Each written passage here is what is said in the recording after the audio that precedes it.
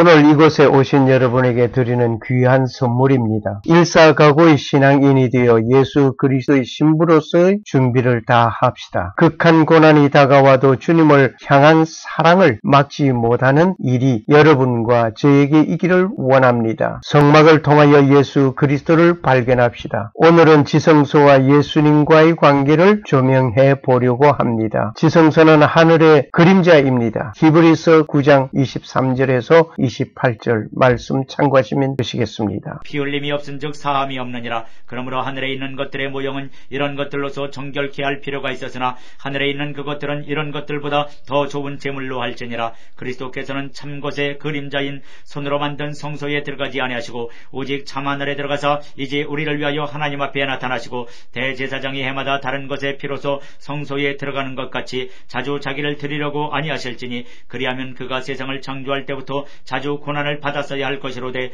이제 자기를 단번에 제사로 드려 죄를 없게 하시려고 세상 끝에 나타나셨느니라. 한번 죽는 것은 사람에게 정하신 것이요 그 후에는 심판이 있으리니 이와 같이 그리스도도 많은 사람의 죄를 담당하시려고 단번에 들이심 받으셨고 구원에 이르게 하기 위하여 죄와 상관없이 자기를 바라는 자들에게 두 번째 나타나시리라.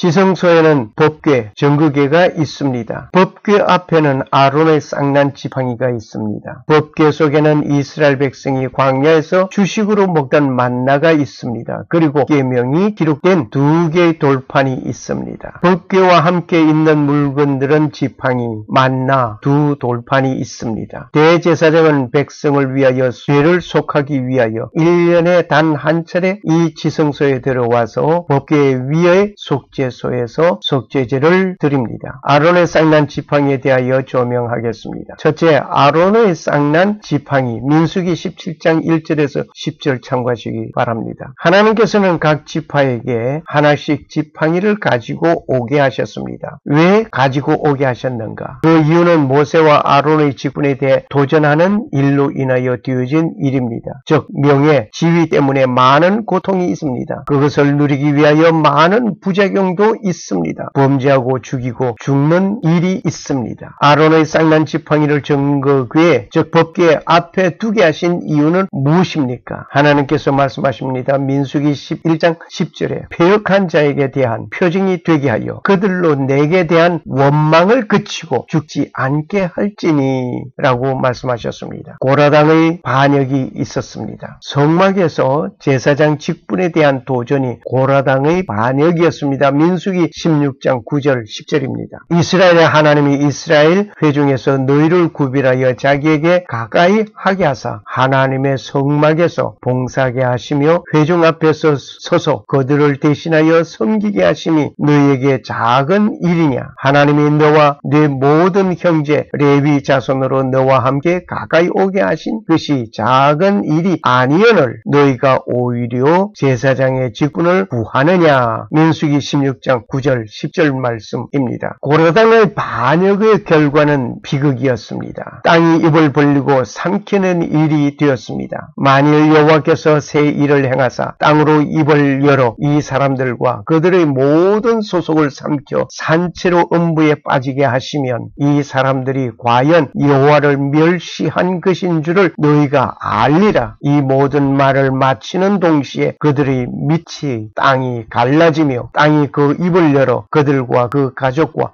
고라에게 속한 모든 사람과 그 물건을 삼키매. 민수기 16장 30절에서 33절의 말씀을 읽었습니다. 만나를 조명해 보겠습니다. 이 만나는 출애굽기 16장 32절에서 36절 참고하시기 바랍니다. 만나는 이스라엘 백성들이 광야 생활 40년 동안 먹던 양식이었습니다. 이 만나는 가나안 땅에 입성하여 첫 곡식을 먹게 될 때 만나는 중단되었습니다. 그 땅 소산을 먹은 다음 날 만나가 그쳤으니 이스라엘 사람들이 다시는 만나를 얻지 못하였고 그 해에 가나안 땅의 열매를 먹었더라. 여호수아 5장 12절 말씀입니다. 애굽에서 풍성하게 먹던 이를 생각한 그들이었습니다. 그런데 이 광야에서 배불리 먹을 수 없는 일이 되면서 출급한 이들은 원망하기 시작한 것입니다. 먹고 마시는 것 때문에 원망하고 죄 짓는 일이 있습니다. 가난하여 배고파하던 사람은 배부르게 먹을 것을 생각합니다. 그런데 먹게 되니 좋은 음식을 찾아보게 됩니다. 밥술이나 뜨게 되니 술 생각이 나고 오락향락에 도취되어집니다. 그 용비를 마련하기 위하여 향하는 일들이 있습니다. 결코 먹고 마시는 일 때문에 원망하고 죄 짓는 일을 하지 말아야 합니다. 시험하는 자는 내가 할 수 있는 그것을 이용하여 시험하게 됩니다. 예수님께 찾아온 사탄은 말합니다. 네가 만일 하나님의 아들이여든 명하여 이 돌들이 떡등이 되게 하라. 마태복음 4장 4절 말씀. 시험하는 자는 예수님이 창조자이시고 하나님의 아들이심을 잘 알고 있습니다. 창조자는 말로서 우주를 창조하시고 창조자는 말로서 우주를 창조하시고 만드신 것을 시험하는 자는 돌로서 떡을 만드실 수 있다는 것을 알고 도전한 것입니다. 그리고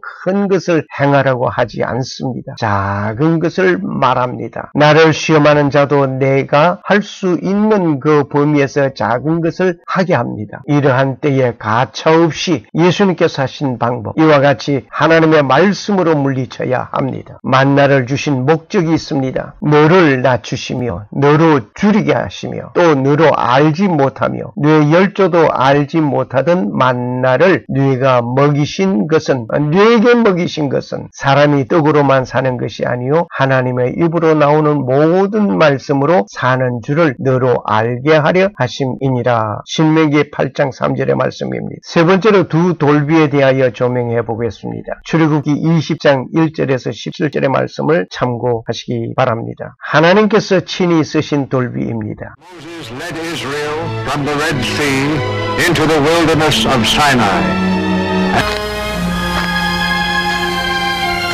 The light of God shines from you, Moses.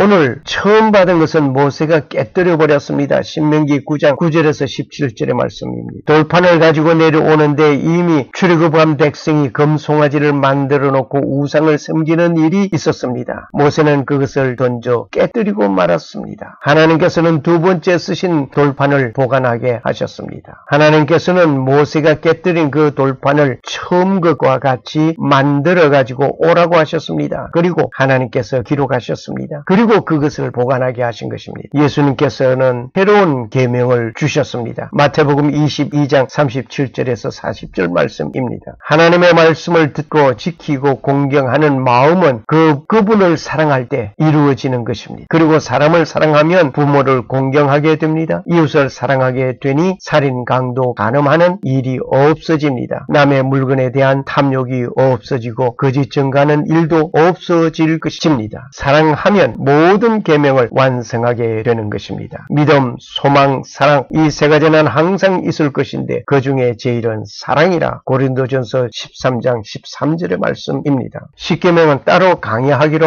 하겠습니다. 지금은 그냥 지나갑니다. 주님을 향한 아름다운 삶에는 극한 고난도 있습니다. 그러나 극한 고난이라 하지만 주님의 그 사랑을 끊을 수 없습니다. 누가 우리를 그리스도의 사랑에서 끊으리요? 환난이나 칼이랴. 기록된 바 우리가 종일 주를 위하여 죽임을 당게 되며 도살할 양같이 여김을 받았나이다. 함과 같으니라. 그러나 이 모든 일에 우리를 사랑하시는 이로 말미암아 우리가 넉넉히 이기느니라. 내가 확신하노니 사망이나 생명이나 천사들이나 권세자들이나 현재 일이나 장래 일이나 능력이나 높음이나 깊음이나 다른 아무 피조물이라도 우리를 우리 주 그리스도 예수 안에 있는 하나님의 사랑에서 끊을 수 없으리라. 로마서 8장 35절에서 39절의 말씀입니다. 이제 모판 위를 향하여 걸어가는 하나님의 사람을 보면서 오늘의 말씀을 맺으려 합니다. 감사합니다.